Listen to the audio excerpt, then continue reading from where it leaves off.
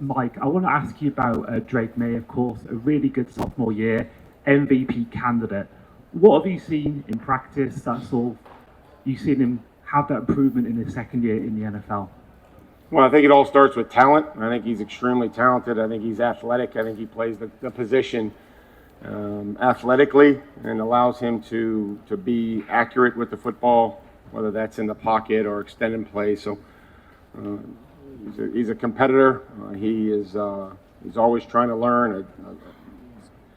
Continues to build and develop as a leader. So that his success and his performance is a large part of why we're here. Morning, Mike. Hey, buddy. Just a kind of a follow-up on Drake. He said last night that he thought he turned a corner Sunday on the flight, felt really good, through at practice. Just if you can update us on how he's doing and how the illness and the shoulder are coming along. I mean, I think that he spoke for himself on how he feels. I can't determine how he feels. I know that practice yesterday was good for him and for everybody to get out there and get moving around. We appreciate everybody at Stanford for providing us the facility that we have, and so I think we got the week off to a great start. Good morning, Coach. Hey, how are you? Awesome. What's the hardest adversity you've had to overcome as a coach?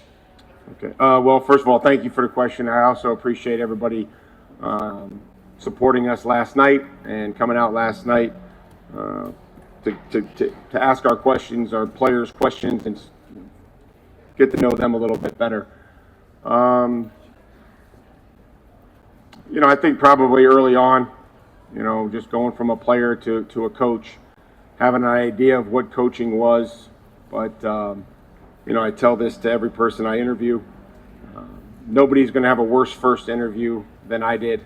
I wasn't prepared. I sat down with Urban Meyer in front of a staff, interviewed for a position, and completely bombed it and had no idea, wasn't prepared, didn't have a teaching progression. And he gave me about 8 hours to go back in my office and didn't sleep, didn't go home to prepare for the next day at 6 in the morning. So that's probably the first adversity that I faced, was like, am I really going to do this? And I better go back and formulate my thoughts and have a teaching progression to what I was going to do. So nobody's going to have a worse first interview than I did. Coach, you're looking to become the fifth coach that won a Super Bowl both as a player and a head coach. You would be the only one that also has a sack and a touchdown reception, but I'm just curious, are there any lessons that you think you can instill in these guys specifically from your time as a player in these games that translate also as a head coach? I mean, I think I always try to use every experience that I've had over the course of close to 30 years in this league, whether that's as a player or a coach, to try to help the team and help individual players do their job. So, I think you have to be ready for every situation that occurs, and the opportunities present themselves in these types of games. You only have so many opportunities to make a play. So you always have to be ready. Coach, over here, congratulations being here. I wanted to ask you about the storyline about the two teams that are in the Super Bowl not necessarily being the favorites at the start of the season.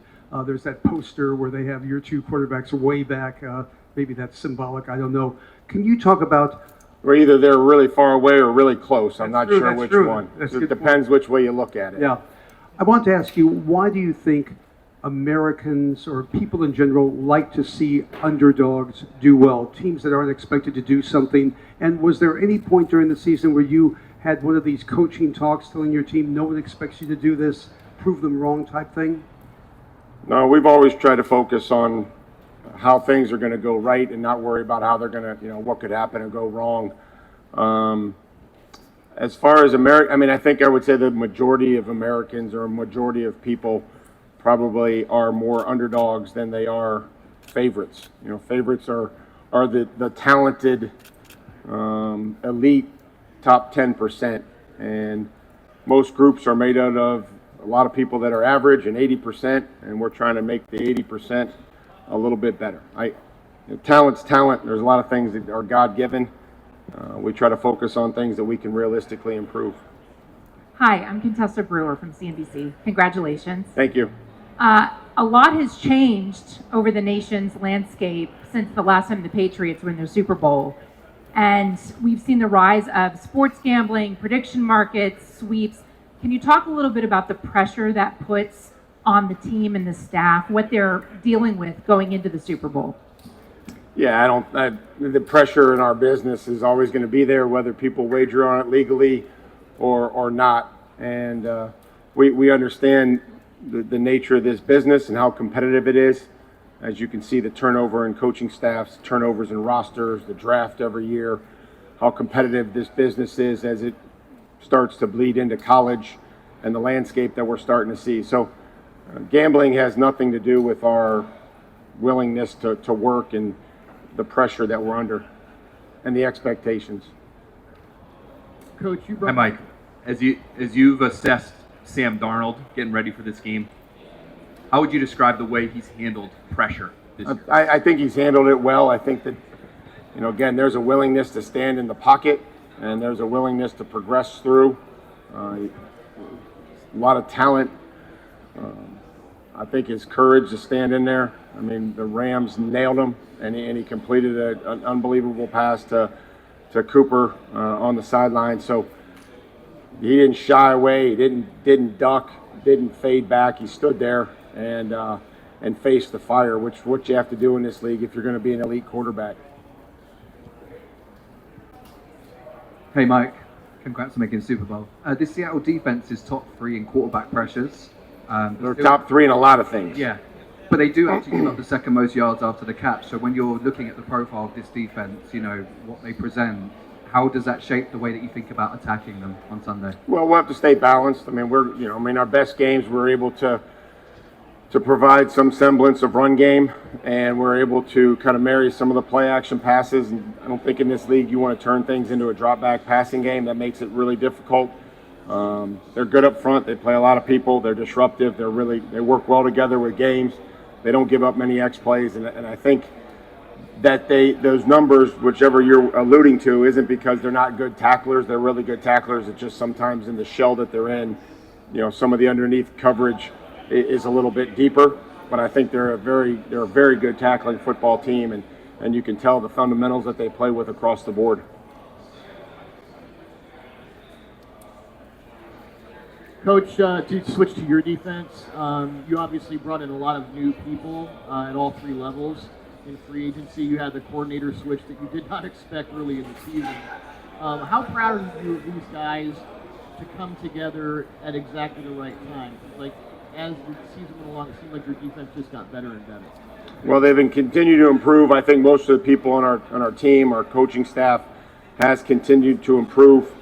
And that's what you have to do for the teams that want to be here. Talked about the ones that are playing the best football late are the ones that are usually in the playoffs, and that continues to happen. So I give them a lot of credit defensively for what they've done, and we'll need our best effort on Sunday in order to help us win the football game. Hey, Mike, good morning. Hi. It's unusual for a team to have a rookie starting in left tackle and left guard. What's led to and allowed Will and Jared to have success this year? I mean, I think they're talented. I think that they've worked. I think they've tried to get better each and every week. There's some matchups in this league that are tough, and they've had some really good plays. They've had some plays that they'd like to have back, but they're out there for the most part all the time, practicing, improving, working together. And we never really looked at it as rookie players on the left side, or I don't really get into that much. We talk about maturity. Maturity is based on experience, not age, and they have a lot of experience here this entire year. They both missed a few games, but they've been in there the majority of the time.